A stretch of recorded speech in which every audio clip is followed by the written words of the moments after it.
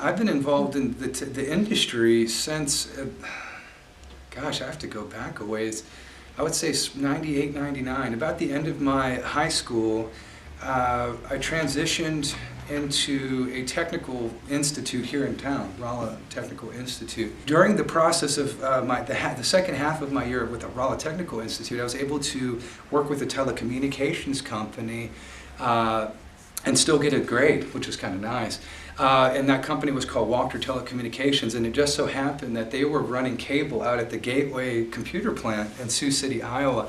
So I was able to go out there and learn quite a bit about the infrastructure of pulling cable. So bearing in mind that in my industry, there are very many niche items. So web development goes a certain way, technical repair goes a certain way, infrastructure cabling networking goes a certain way, network security goes a certain way, you know. And so, but what was really nice for me is it let me apply what I learned in school for infrastructure at that time. I have to admit, I learned a lot about my passions, and I realized that I wasn't really cut out for the cable side of the business. But it also allowed me to learn and talk with the employees of Gateway, and as such I was able to realize, hey, where I want to go is the computer repairs, you know. So getting my hands dirty in the industry was formally during those years. Prior to that, I was working on computers much like everyone else, mostly through video gaming. In the very early 90s, there was a game called Wolfenstein 3D by a company called id Software. They then preceded another game called Doom. And what makes Doom so special is that it's considered one of the first-person shooters that you could play online. So now, at that point, we want to try this out. We got this new game, and we got to figure out how it works. We got to figure out how to load it. We have to figure out how to connect the two computers via LAN. So now we're getting into networking in general, setting up IP addresses. In those days, we only had so much physical RAM to go around on the computer. So we had to create bootable disks that would allocate all of the physical RAM to the video game and all this other stuff. So to go back as far as my hands-on with computing, I could go easily into Commodore 64, Amigas, back when these were personal computers were at its like golden age, so to speak. But to flash forward, around 2004, I had the opportunity to come work for the original owner of PC Tech. His name was Nick Preston. One of the luckiest things that ever happened to me was the ability to come work for an established local company that were pulling their own weight, at least as far as I could tell. They were fantastic technicians. But long story short, I came in as a part-time technician to help with overflow back in 2004, 2005. And I worked my way up. There was more of a need, so I became a full-time technician. After a year, the lead technician, we basically used to structure it with multiple employees with a lead and then the owner, a guy named Nick. So I got promoted up to lead technician, and then moving up until about 2009, the original owner he wanted to move on. He wanted to retire, and fundamentally he gave us an offer and said, hey, you know, you guys are welcome to you can go find a job, or you can come through and try your luck there. And so fundamentally, I tried my luck. And so flash forward to 2021, 10 years as an owner. Better or worse, I haven't driven it fully into the ground yet, so I'm grateful for that. And so once again, I've been very blessed with a lot of things that happen in my life that I might not have deserved, but here we are. We offer full service repair of desktops and laptops, walk-in service and repair through the shop. Much like you would take a car to a mechanic to get serviced, we pretty much do a full 360 wide spectrum approach to fixing these devices.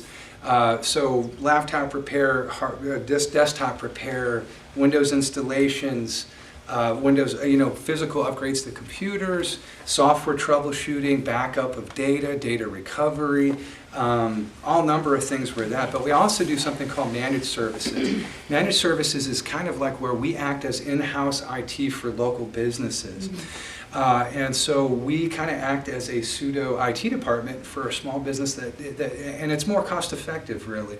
So we do remote managed services where we can monitor the computers. If something breaks down, generally we can get in there. If it's software related and it's online, we can do certain things through the lines, or we dispatch myself or other techs to go over and do physical repairs.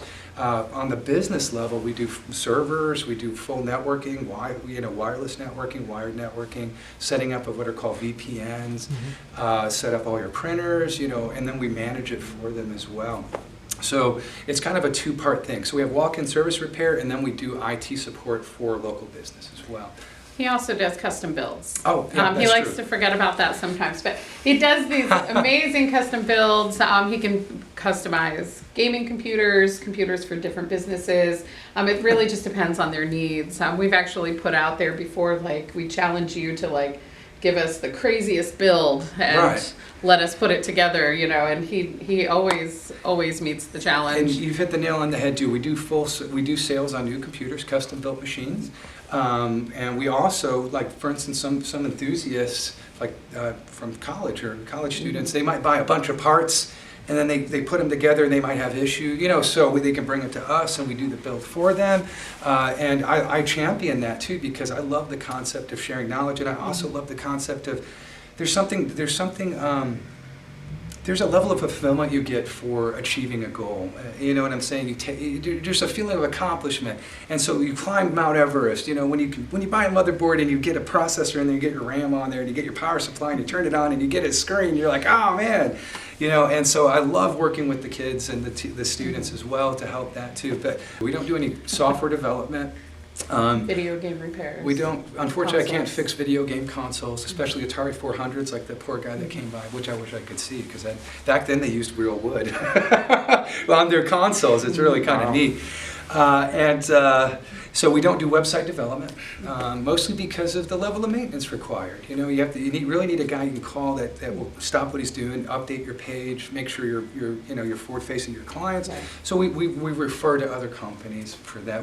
But we realize we can't be all things to all people. Right. But we do have a willingness to try to get you to the next stitch. Right. Cell phone repair, we can't repair. Thank Cell you. phones and tablets are basically the same as cell phones. So, in reference to repair, they're basically the same. So yeah, if it's something we don't service here in the shop, we find someone who will. We try and to. we always send them to someone local that is able to take care of them. Yeah, and generally if it's something that is untenable or just not really worth the repair, we do our best to advise. And say, hey, look, you can fix anything with the right, when you throw money at it, but what's in the best interest of your budget, that kind of stuff. Other projects I get to do on a kind of a more minute level there are times when people have churches might have a need. They need a computer to donate to a kid for school. Those are very fulfilling projects. We accumulate all kinds of salvage through the shop, and it's awfully nice to be able to do something for somebody else.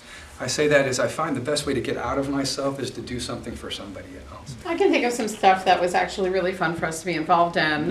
When we had, I think it was 2 years in a row, Rolla, Missouri had a makers conference here in town. That was really cool, and Carl got to actually basically coordinate the retro arcade, which was pretty cool because he got to set up all these old video game systems, and that was a lot of fun. But a part of that also was we were able to do a couple different tech take-aparts here in the shop, where we were able to hold little workshops. Kids could come in and just pull machines apart and play with them. We did that at the Pride Night at the high school one year as well. I was amazed. That was the one. That was the catalyst right there. They had so much fun pulling those computers apart. They're pulling them apart. What's this do? What's this do? Again, it's that feeling of accomplishment of knowing, and so the concept of taking something that was dead, like a VCR or laptop, giving a kid a screwdriver and saying, okay, take that apart. And as they're doing so, explaining theory and how it works. And boy, we got a lot of really, because kids like to tear stuff up on the one hand, but and it's interesting too, because you could see that epiphany when they realize, that's what a hard drive does, or that's what a CPU does. So the stuff like that is terribly fulfilling. I have to admit, it can be very fulfilling in terms of day to day, just being able to do stuff like, when the data recovery, let's put it that way. You know, when you have pictures and documents that are terribly important to you, you know, at the end of the day, a computer is just metal and plastic. It's the information on it that has the value. And you can always go out and buy a computer, but you can't always get that picture you took of your daughter on her wedding day. Right. And so, not all the time, but sometimes we're able to pull data off of these failing devices, and that's very fulfilling. Especially if it's like we get several people in here a month, I'd say, that need data pulled or transferred over to a new computer Right. from like a spouse that passed away or Yeah. a loved one that had passed, and they want that information so they can keep those memories. So that Right. is, yeah, it's pretty cool. So that's more on a human level. There's a lot of mundane stuff I do that I take for granted that might be very helpful to somebody. I don't realize the impact, you know, because I don't think of it. It's like I clicked here and then it fixed it. But to them, it was a sorcerer's magic, you know. It's much like when I call the plumber to my house. I think he's an actual magician. One of the things I love about my industry is that generally there's new technical developments every month, every week. And so I'm constantly getting thrust into newer developments of how we do things, how things process, new processors, new front side buses, new RAM types, really big advancements in storage in the last 3 or 4 years. When I'm kind of looking back at some of these things, and it's amazing how nowadays we're into 8K fidelity, 8,000. When you look at form factors of screens, we're getting very high resolution. We're getting high color depths. These guys had a monochrome monitor. You have gray and black. You know, mono mean one, chrome is I've got color, I guess, chromatic. I'm kind of using what little Latin I know. One color, monochrome. And so it's amazing to me the development, say, from like a portable Mac or even these guys behind me, and to where we're at now in terms of graphical fidelity, computational, speeds, you know, processing speeds, or, you know, I'm sure that if I could bring somebody from the late 60s, early, mid 70s into the shop and just point to 2 things, their jaw would drop and their mind would melt. They'd be like, oh my God, we could only dream of this. Is stuff that Isaac Asimov was writing for. You know, one of the cool things I've noticed about tech, a great example I give is back in the late 30s, 40s, there was a comic book called Dick Tracy.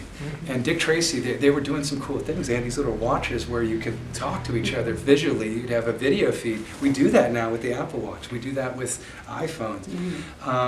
And speaking of Apple, God, was it 2004, I think, or 2005?